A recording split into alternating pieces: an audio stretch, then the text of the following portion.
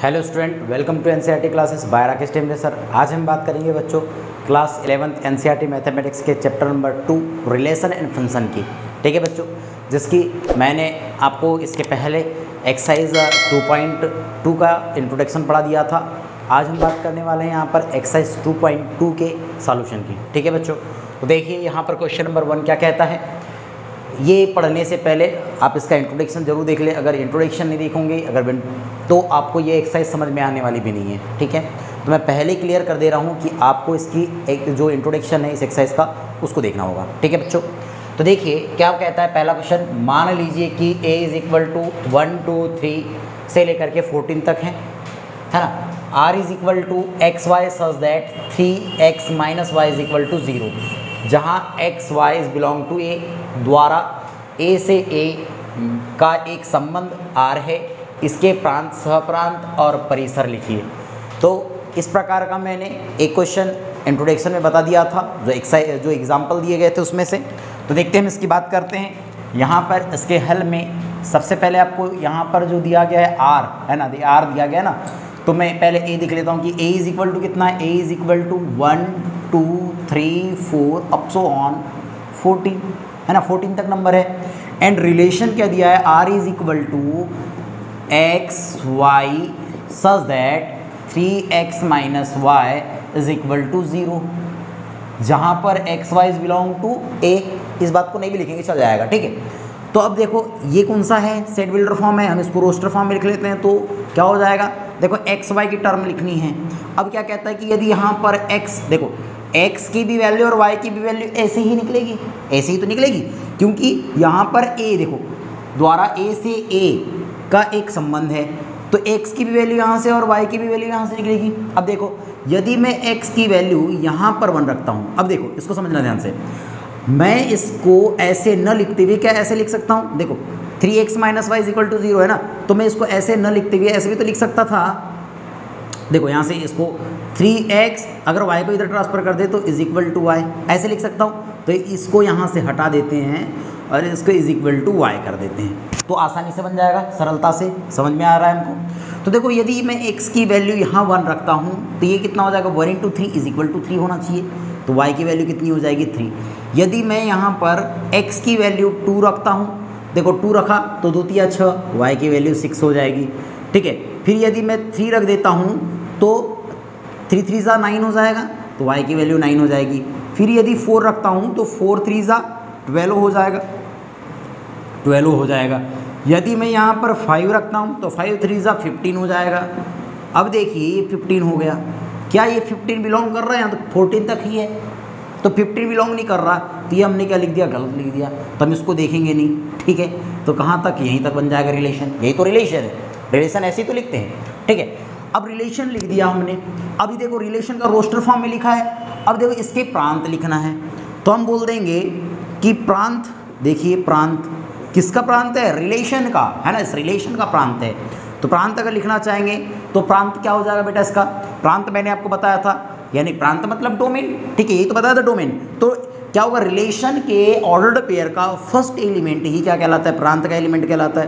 तो फर्स्ट 1 भी हो जाएगा, 2 भी होगा, 3 भी होगा और 4 भी होगा। उसके बाद हम सहप्रांत की बात कर लेते हैं, सहप्रांत। तो सहप्रांत क्या हो जाएगा, सहप्रांत तो आपको पता है कि क्या होता है, सेकंड सेट ही क्या होता है। अगर हमें इस रिलेशन, ये रिलेशन कहाँ से निकला है, कहाँ से निकला है, ए रिलेशन, रिलेशन कहाँ से निकलता है, कार्तीय गुणन से निकलता है कि नहीं, कार्तीय गुणन से है ना, कार्टेशियन प्रोडक्ट से। जब कार्टेशियन प्रोडक्ट से निकलता है तो कार्टेशियन प्रोडक्ट का सेकंड सेट ही क्या कहलाता है, हमारे पास सहप्रांत कहलाता है। तो भैया यही तो हो जाएंगे पूरे 1 2 3 4 अप सो ऑन 14। ठीक है, ये सहप्रांत हो जाएंगे। उसके बाद परिसर, जिसको रेंज कहते हैं, परिसर कितना हो जाएगा, तो परिसर की बात करते हैं हम, ये परिसर की। तो इस रिलेशन के ऑर्डर्ड पेयर का सेकंड एलिमेंट ही क्या कहलाता है, इसका रेंज कहलाता है। तो ये 3 6 9 एंड 12 इसके क्या हो जाएंगे, रेंज हो जाएंगे। ये इसका आंसर होगा। ठीक है, देखते हैं नेक्स्ट क्वेश्चन। नेक्स्ट क्वेश्चन में क्या कहा है कि प्राकृत संख्या के समुच्चय पर, देखो प्राकृत संख्या के समुच्चय पर r = xy such that y = x + 5 जहां पर x देख लो, x संख्या 4 से कम एक प्राकृत संख्या है। जो x है ना, ये जो x है यहाँ पर, ये x क्या है, 4 से कम एक प्राकृत संख्या है। और x y belong to natural number, x y किससे बिलोंग कर रहे हैं, नेचुरल नंबर से बिलोंग कर रहे हैं। द्वारा एक संबंध परिभाषित कीजिए, एक हमको संबंध परिभाषित करना है, चलो ठीक है कर देंगे।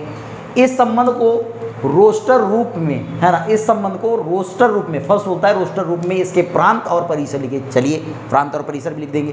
तो ये तो सेट बिल्डर फॉर्म में है ना, पहले हम इसको रोस्टर फॉर्म में लिख देते हैं इस रिलेशन को, और उसके बाद इसके रोस्टर रूप में हम क्या लिखने वाले, प्रांत और परिसर लिखने वाले हैं, ठीक है, डोमेन और रेंज लिखने वाले हैं, ठीक है।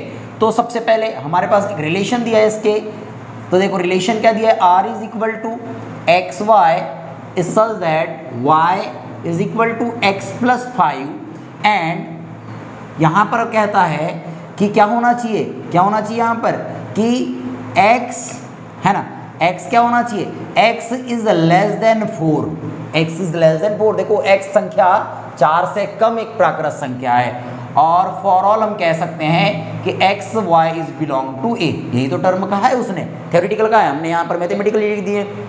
अब देखिए, अब इसका अगर मैं रोस्टर फॉर्म में लिखूँ तो रोस्टर फॉर्म में क्या हो जाएगा, देखो यहाँ पर x एक ऐसा एलिमेंट, देखो यहाँ पर रखो, x की वैल्यू 1 हो, देखो 4 से कम होनी चाहिए, 4 से कम होनी चाहिए, तो मैं इसको 1 बोल सकता हूँ, 1।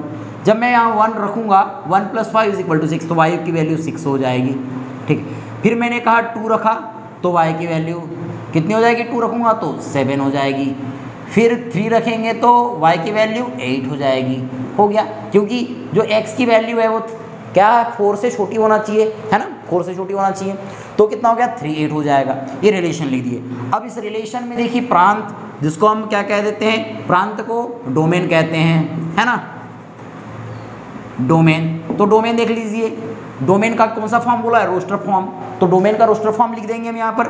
क्या हो जाएगा बेटा, देखो डोमेन मैंने भी बताया था इस पहले क्वेश्चन में ही कि डोमेन क्या होता है, इज जो रिलेशन होता है, रिलेशन के ऑर्डर्ड पेयर का फर्स्ट एलिमेंट देखो क्या है, 1 है, 2 है, 3 है, तो 1 2 और 3, ठीक है। उसके बाद रेंज देखेंगे, रेंज इसको कहते हैं परिसर को, ठीक है। रेंज इस रिलेशन के ऑर्डर्ड पेयर का सेकंड एलिमेंट, ये रेंज का एलिमेंट कहलाता है, तो हो जाएगा 6 7 और 8, ठीक है बच्चों। तो ये 2 क्वेश्चन आपको समझ में आ गए होंगे। प्लीज़ वीडियो को पॉज कर लीजिए और इसको नोट कर लीजिए, ठीक है। देखते हैं नेक्स्ट क्वेश्चन, क्वेश्चन नंबर 3 क्या है, a इज इक्वल टू 1 2 3 5 और b is equal to 4 6 9। a से b में एक संबंध r is equal to x y such that x और y का अंतर विषम है, ठीक है। क्या होता है यहाँ पर x और y का जो अंतर है विषम है, और x बिलोंग करता है a से और y बिलोंग करता है b से, ठीक है। द्वारा परिभाषित कीजिए, है ना, द्वारा परिभाषित कीजिए और r को रोस्टर रूप में लिखिए, और r को मुझे क्या रूप, कौन से रूप में लिखना है, रोस्टर रूप में भी लिखना है, ठीक है। तो क्वेश्चन ठीक लिखेंगे नहीं हमने, ठीक है, ठीक है, क्वेश्चन तो ठीक है। अब देखिए कैसे हल करेंगे इसको, हल में देखिए मेरे पास a दिया है, a इज इक्वल टू 1 2 3 5, ठीक है, और b इज इक्वल टू क्या दिया है हमारे पास, 4 6 8 9 दिया है इतना। अब देखिए इसमें रिलेशन भी दिया है, r is equal to x y such that x और y का अंतर कैसा है, अंतर विषम है, विषम है, ये बात तो क्लियर हो गई, विषम है। और x is belong to a and y is belong to b, clear हो गया। मतलब यहाँ का जो x एलिमेंट है वो सेट a से बिलोंग करेगा, और यहाँ का जो y एलिमेंट है वो सेट b से बिलोंग करेगा। चलो ये भी क्लियर हो गया।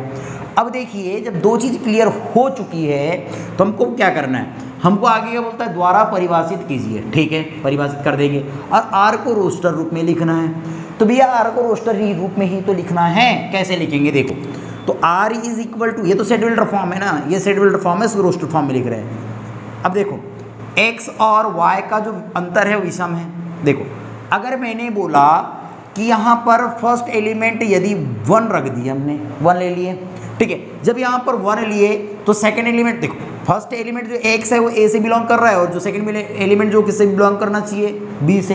तो मैं जब 1 लिखा तो सेकंड 4 लिखूंगा, अब ये नहीं कि सर 1 लिखे तो 4 लिखे, फिर 1 लिखे तो 6 लिखे, ऐसा कुछ होगा क्या? नहीं। अब समझना, अच्छे से समझना। मैं पहले रिलेशन, आपको रिलेशन लिखने से पहले आपको कार्टेशियन प्रोडक्ट बताता हूँ, ए क्रॉस बी। ए क्रॉस बी को पहले ध्यान से समझ लो, उससे मैं रिलेशन निकाल के बताऊंगा तो अच्छे समझ में आ जाएगा। ठीक है, देखो तो यहाँ बोलेंगे 1 4, फिर 1 6, फिर कितना हो जाएगा 1 9, फिर हो जाएगा आपका 2 4, ठीक है ना, फिर 2 6, फिर 2 9, इसी प्रकार से आगे बढ़ते चलेंगे हम। 3 4, 3 6, 3 9, 5 4, 5 6 एंड 5 9। ठीक है, ये क्या निकाल दिया हमने? ए क्रॉस बी निकाल दिए। इतनी बात समझ में आ गई। अब मैं यहाँ पर रिलेशन की बात कर रहा हूँ। जो रिलेशन निकाल रहे थे, हमको रिलेशन कौन से फॉर्म में दिया गया है? यहाँ पर रिलेशन दिया गया है हमारे पास सेट बिल्डर फॉर्म में, हमको इसको रोस्टर फॉर्म में लिखना है। ठीक है, तो अब देखिए रिलेशन लिख रहा हूँ। अब यहाँ से ऐसे एलिमेंट्स को हमें या ऐसे ऑर्डर्ड पेयर को लेना है, ऐसे ऑर्डर्ड पेयर को लेना है कि जिनमें x और y का जो डिफरेंस होगा वो कैसा होना चाहिए? इनका डिफरेंस कैसा होना चाहिए? अंतर विषम होना चाहिए, ऑड होना चाहिए। ठीक है, तो देखिए मैं अगर 4 में से 1 माइनस करता हूँ तो कितना हो जाएगा? ऐसा जरूरी नहीं कि 4 में से 1 माइनस करना, 1 में से 4 में माइनस, यानी आगे पीछे कोई भी एलिमेंट से ले लीजिए आप, जरूरी नहीं। ठीक है, तो मैंने बोला 1 4, अगर 1 में से 4 माइनस करता हूँ 3, विषम संख्या आ गई। चलो ठीक है, 1 4 ले लिए। सेकंड देखो 6 में से 1 गया तो 5, ठीक है, वेरी कर रहा है ये। उसके बाद देखिए आगे बढ़े हो, क्या 9 में से यानी अगर 9 माइनस 1 कर दिया जाए तो क्या आएगा? ऑड नंबर से आएगा क्या? नहीं, इवन नंबर हो रहा है, 8 इवन नंबर से है, सम संख्या है। चलो नहीं होगा, इसका काम खत्म हो गया। अब 2 4, 4 माइनस 2 2 हो गया, चलो काम खत्म। 6 माइनस 2 4 हो गया, फिर से इसका काम खत्म है। 9 माइनस 2 7, चलो ये आएगा, है ना, 2 9 आ जाएगा। आगे बढ़ते हैं, 3 4 है, 4 माइनस 3, चलो 1 होगा, मतलब 3 4 आएगा। उसके बाद 6 माइनस 3 होने वाला है, चलो 3 6 ये भी आएगा। 3 9 है, 3 9 है, 6 हो जाएगा, हाँ इवन नंबर नहीं होना। ठीक है, फिर 5 4, चलो 5 माइनस 4 ये हो जाएगा, ठीक है 1 आएगा। आगे बढ़ते हैं, कितना होगा अब? 5 6, चलो 1 होने वाला है। ठीक है, 5 6 1, तो 5 6 भी होगा कि 6 माइनस 5 1 ही तो होगा। ठीक, फिर 9 माइनस 5 4 हो जाएगा, चलो नहीं होगा। तो कितना हो गया? रिलेशन कितना आ गया इसका? 1 4 1 6 2 9 3 4 3 6 5 4 और 5 4 और क्या है 5 6, मतलब ये रिलेशन हो गया। और इसको हमने कौन से फॉर्म में लिख दिया? रोस्टर फॉर्म में लिख दिया। क्लियर है? आपको रिलेशन समझ में आया होगा। आपको ये लिखना नहीं है, मैंने ये समझाने के लिए बताया था, ये जो पॉइंट लिखा हूँ ये समझाने के लिए बताया था, आपको ये लिखना नहीं है। ठीक है, क्योंकि ये क्या कार्टेशियन प्रोडक्ट है, इस कार्टेशियन प्रोडक्ट में से मुझे ऑर्डर्ड पेयर के ऐसे ऑर्डर्ड पेयर लेने थे जिनमें यदि मैं x में से x माइनस वाई कर दूँ या y माइनस एक्स कर दूँ तो मुझे क्या आना चाहिए था? ऑड नंबर से आना था, है ना। ऑड नंबर अगर आ जाता है तो मुझे ऐसे ऑर्डर पे लेने रिलेशन में। ठीक है, ये क्लियर हो गया। चलो देखते हैं नेक्स्ट क्वेश्चन की ओर। क्वेश्चन नंबर 4 क्या कहता है? आकृति 2.7 समुच्चय P से Q का एक संबंध दर्शाती है। इस संबंध को समुच्चय निर्माण रूप और सेकंड क्या कहता है? रोस्टर रूप में लिखिए। इसके प्रांत और परिसर भी लिखना है। ठीक है, तो इसका मैंने फिगर नहीं बनाया क्या? देखो फिगर देख लेते हैं। ये दिया गया है हमारे पास, ये हो गया 5 6 7, ये सेट P हो गया। एक अदर सेट है यहाँ पर 3 4 5, ये Q है। ठीक है, इसका रिलेशन इसके साथ है, 6 का रिलेशन हो गया, 7 का रिलेशन 5 के साथ। ठीक, ये जो फिगर है आकृति यही 2.7 है। ठीक है, यही 2.7 है, तो कंफ्यूज नहीं होना, ये 2.7 है, इसी की बात की जा रही है। तो कहता है कि आकृति 2.7 समुच्चय P और समुच्चय Q, है ना, समुच्चय P से Q का एक संबंध दर्शाती है। इस संबंध को समुच्चय निर्माण रूप में लिखना है। पहले तो सेट बिल्डर फॉर्म में लिखना है, फिर रोस्टर फॉर्म में लिखना है। इतनी बात समझ में आ गई। और प्रांत और परिसर भी बतानी है। तो चलो इसका में हम देख लेते हैं। यहाँ पर क्या देखने वाले हैं? सबसे पहले रिलेशन का set builder form. Set builder form क्या होगा?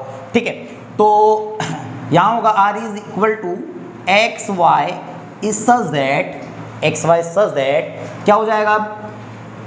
देखो यहाँ पर ध्यान से देखिए क्या दिया गया है, 3 से देखो 3 से 5 2 अधिक है, 4 से 6 2 अधिक है ना 2 और क्या क्या हो रहा है कि 5 से 7 देखो 3 से 5 2 अधिक है ना, 4 से 6 2 अधिक, 5 से 7 2 अधिक। मतलब मैं ये कह सकता हूँ कि x is equal to y plus 2। यही तो बात हो रही है, समझ में आई बात। हमने क्या कहा है कि अगर यहाँ x की x रख दिए 5 तो भैया यहाँ 3 रखना पड़ेगा, तब 3 + 2 इज इक्वल टू 5। ठीक, फिर मैंने बोला कि x इज इक्वल टू 6 रखूंगा तो y इज इक्वल टू 4 भी रख दिया, तो देखो 4 + 2 इज इक्वल टू 6। फिर x इज इक्वल टू 7 रखें तो क्या हो जाएगा, 5 रखना पड़ेगा, 5 + 2 इज इक्वल टू 7। ठीक है, तो ये हो गया x is equal to y plus 2।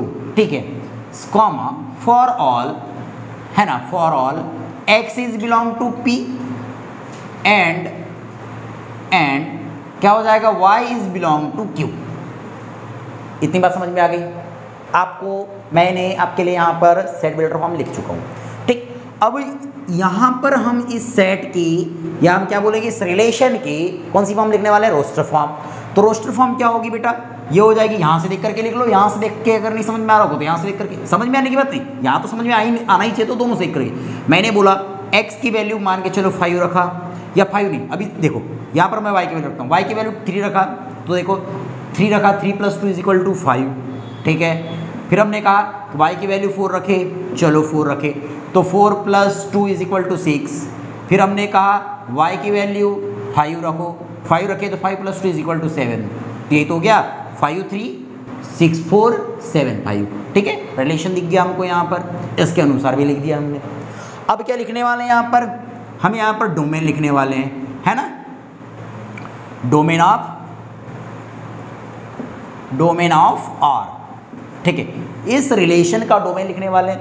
तो डोमेन क्या हो जाएगा बताओ जल्दी से। डोमेन मैंने पहले ही बताया था कि किसी भी रिलेशन के ऑर्डर्ड पेयर का फर्स्ट एलिमेंट मतलब 5, फिर 6, फिर 7 एंड रेंज बोला है इसने, तो रेंज देख लेते हैं, रेंज ऑफ रिलेशन।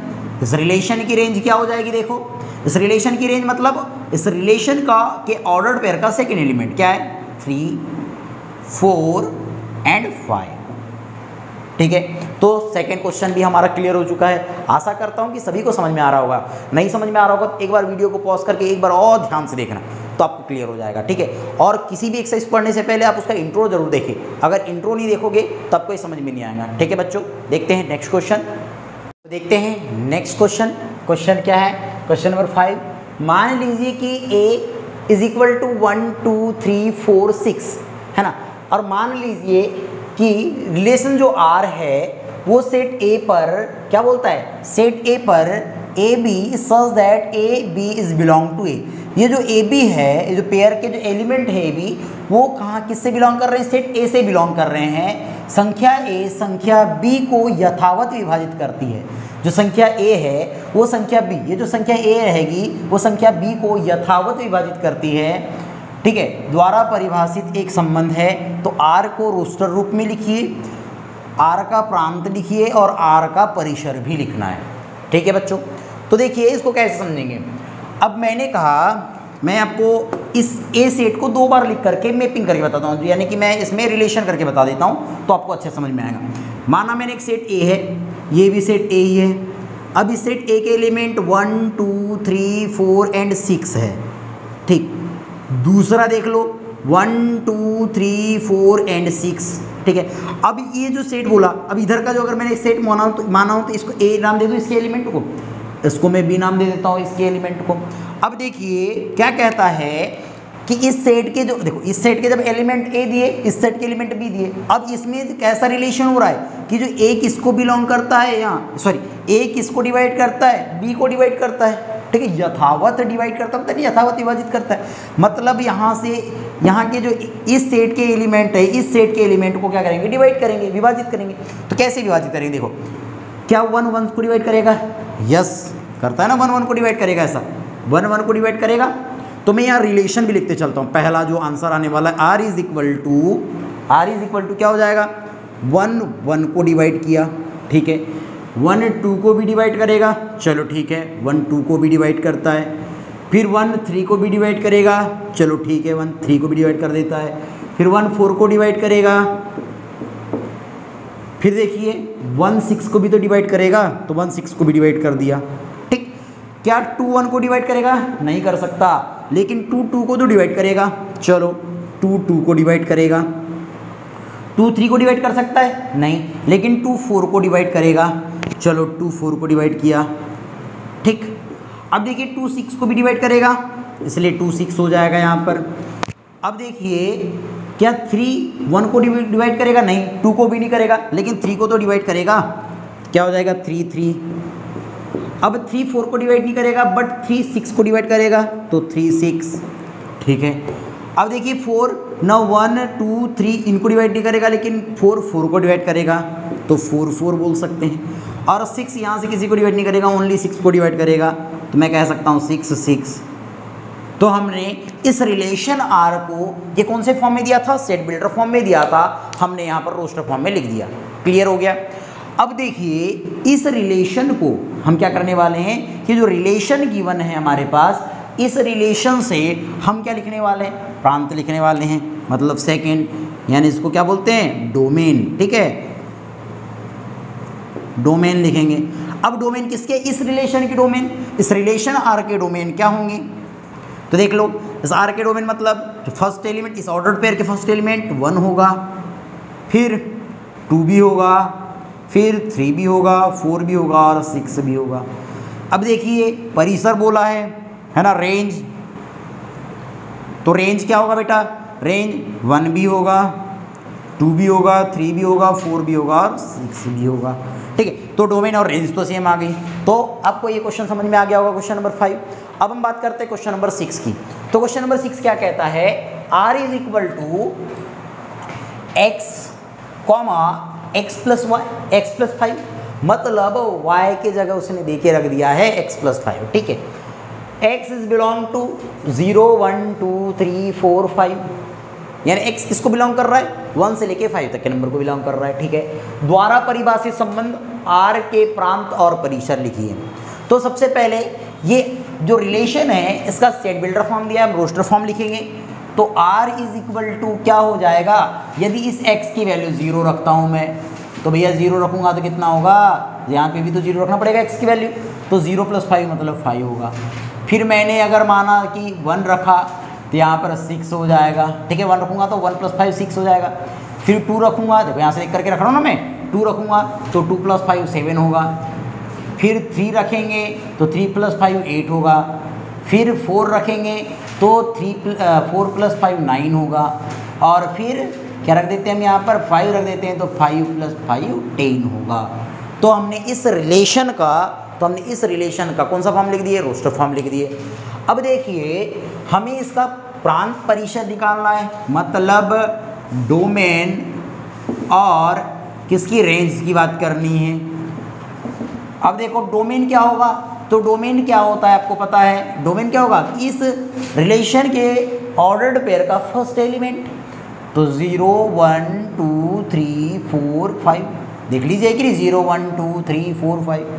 और इसी रिलेशन के ऑर्डर्ड पेयर का सेकेंड एलिमेंट क्या कहलाएगा? हमारा रेंज कहलाएगा 5 6 7 8 9 और 10, ठीक है। तो ये क्वेश्चन नंबर 6 हो गया, ठीक है। दोनों क्वेश्चन समझ में आ गए होंगे। प्लीज़ वीडियो को पॉज कर लीजिए और इसको नोट कर लीजिए, ठीक है। देखते हैं नेक्स्ट क्वेश्चन, क्वेश्चन नंबर 7। संबंध R is equal to x cube such that x संख्या 10 से कम एक अभाज्य संख्या है को रोस्टर रूप में लिखना है। हमें सेट बिल्डर फॉर्म दिया है, रोस्टर रूप में लिखना है। तो देखिए क्या लिखेंगे? R इज इक्वल टू क्या बोला इसमें कि x क्यूब, x क्या बोलता है? x संख्या 10 से कम एक अभाज्य संख्या है। चलो ठीक है, 10 से कम अभाज्य संख्या देखो, पहली मैंने कहा 2 है, चलो 2 है। अब 2 है तो 2 का क्यूब भी तो बोलना पड़ेगा, 2 का क्यूब 8 होगा, ठीक। अब देखिए 3 है, 3 भी तो अभाज्य संख्या होती है। अब 3 है तो 3 का अब देखो क्यूब कितना होगा, 27 होगा, हुआ कि नहीं 27, 3 3 9 9 3 27, ठीक है। उसके बाद अगर मैंने कहा कि अब 10 से छोटी और एक अभाज्य संख्या ले लो, चलो 5 है, 5 हो गई, क्योंकि देखो 4 तो एक भाज्य संख्या, सॉरी हाँ भाज्य संख्या है, फिर 5 अभाज्य संख्या है, तो 5 का कितना होगा 125 हो जाएगा, ठीक है। 5 25 25 5 125। अब देखिए 6 भी है, क्या है भाज्य संख्या है, 7 एक अभाज्य संख्या है, चलो 7 ले लिया हमने। तो 7 का जो घन होता है वो होता है 343, ठीक है। अब 8 भाज्य संख्या है, 9 भाज्य संख्या है, 10 से कम काम खत्म हो गया, मतलब हमने रोस्टर रूप में लिख दिए, यही इसका आंसर होगा, ठीक है। देखते हैं नेक्स्ट क्वेश्चन। मान लीजिए कि a is equal to x y z और b is equal to 1 2। a से b के संबंधों की संख्या ज्ञात कीजिए। संबंधों की संख्या निकालने के लिए सबसे पहले आप a क्रॉस b निकाल लो। a क्रॉस b अगर निकालते बन गया आपको, तो मैंने आपको बताया था कि संबंधों की संख्या क्या होती है कि अगर a और b में संबंधों की संख्या बराबर, हम कह सकते हैं कि a क्रॉस b में उप समुच्चयों की संख्या, जितने उप समुच्चय होते हैं उतने रिलेशन होते हैं, ठीक है। तो a क्रॉस b देख लो, तो a क्रॉस b निकाल देंगे हम, तो a cross b is equal to, मैं कह सकता हूँ कि x का रिलेशन 1 के साथ, फिर x का रिलेशन 2 के साथ, फिर y का रिलेशन 1 के साथ, फिर y का रिलेशन 2 के साथ, फिर z का रिलेशन 1 के साथ, फिर z का रिलेशन 2 के साथ, ठीक है। ये रिलेशन बन गया। अब देखो इस रिलेशन में कितने हैं, देखो 1 2 3 4 5 6 ऑर्डर्ड पेयर है, 6 ऑर्डर पेयर है ना। तो मैं लिख सकता हूँ ये यहाँ पर a से b के संबंधों की संख्या क्या हो सकती है बोलो। मैंने आपको इसके इंट्रोडक्शन में एक मैथ्स बताया था, तो क्या होती है 2 रेज़ टू दी पावर, जितने यहाँ पर क्या है ऑर्डर्ड पेयर है ना, उनकी घात कितने हो गए 1 2 3 4 5 6, 2 रेज़ टू दी पावर 6। अब 2 रेज़ टू दी पावर 6 ही क्या होगा, इस पर क्या होंगे रिलेशन होंगे। 2 रेज़ टू दी पावर 6 मतलब कितना हो सकता है बोलो, कितना होगा, अरे करके देख लो ना, 2 into 2 into 2 into 2 into 2 into 2, देखो 2 दूनी 4 4 दूनी 8 8 दूनी 16 16 दूनी 32 32 दूनी 64, उसकी रिलेशन की संख्या कितनी हो जाएगी 64 हो जाएगी, ठीक है 64 हो जाएगी। आप ऐसे निकाल सकते हैं, ठीक है। देखते हैं नेक्स्ट क्वेश्चन क्या दिया गया है इसका, क्वेश्चन नंबर 9। चलिए बोर्ड पे राइट कर देते हैं क्वेश्चन नंबर 9 को। हम क्या कहता है क्वेश्चन नंबर 9, देखिए क्वेश्चन नंबर 9, मान लीजिए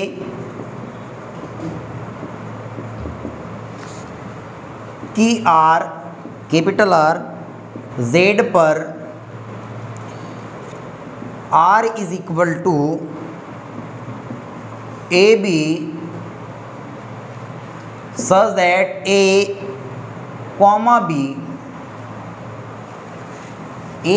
B is belong to Z and A minus B एक पूर्णांक है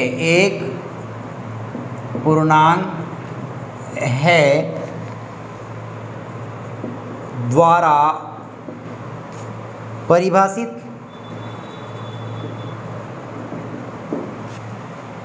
एक संबंध